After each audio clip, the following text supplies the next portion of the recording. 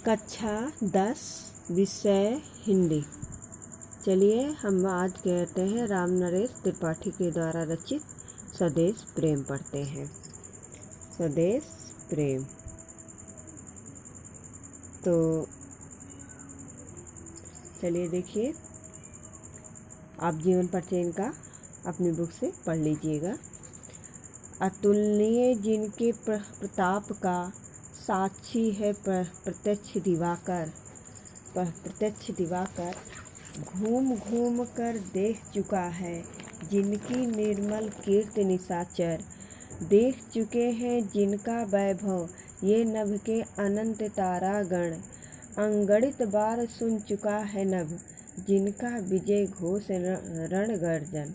अतुल्य माने बेजोड़, प्रताप माने सौर, पराक्रम माने दिवाकर माने सूर्य, निशाकर माने चंद्रमा और नभ माने आकाश, तारागण में तारों का समूह, अगणित माने अनगिनत, रण गर्जन माने युद्ध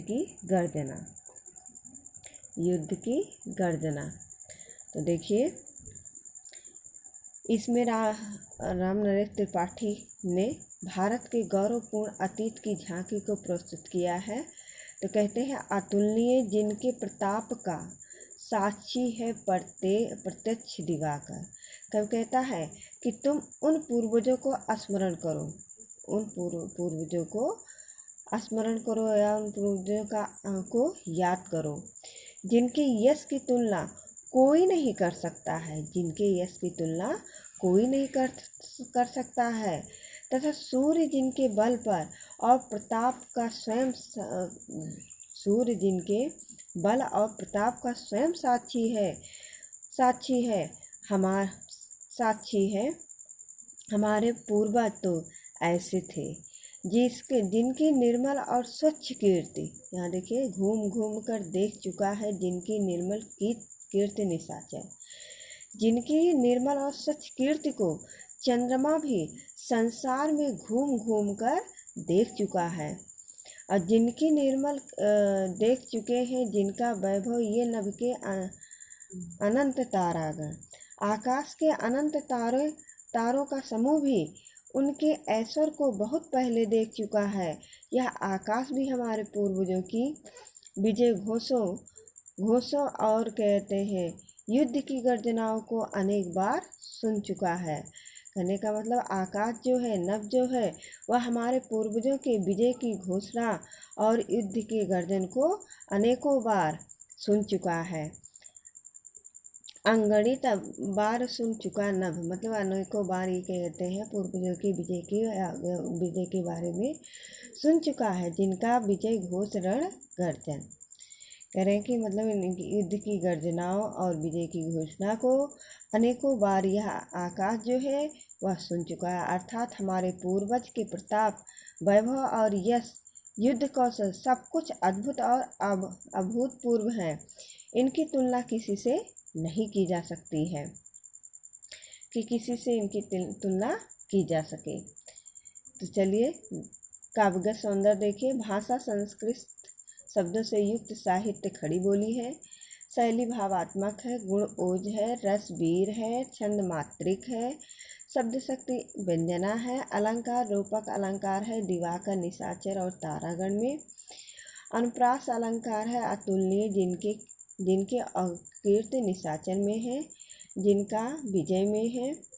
और पुनरुक्ति प्रकाश अलंकार है घूम घूम में, यहाँ पर पुनरुक्त अलंकार है।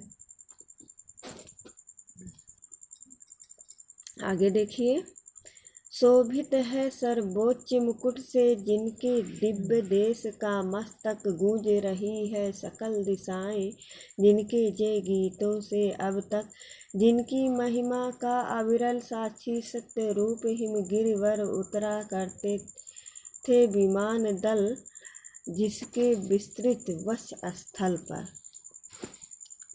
तो देखिए, कह रहे हैं यहाँ पर कब हमारे देश के दिव्य स्वरूप और प्राचीन महिमा और अतीत गौरव का वर्णन किया है। कब कहता है कि शोभित है सर्वोच्च मुकुट जिनके दिव्य देश का मस्तक।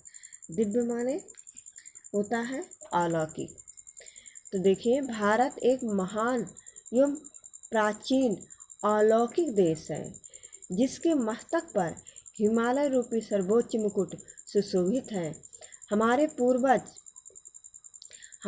पूर्वज इतने ज्ञानी, गुणी, वीर और परोपकारी थे कि उनकी विजय की यश गान से आज भी संपूर्ण दिशाएं गूंज उठती हैं। जिनके जय गीतों से अब तक जिनकी महिमा का है अविरल। असाक्षी सत्य रूप में हिमगिरवर उतरा करते थे विमान दल जिनके विस्तृत वक्ष स्थल पर।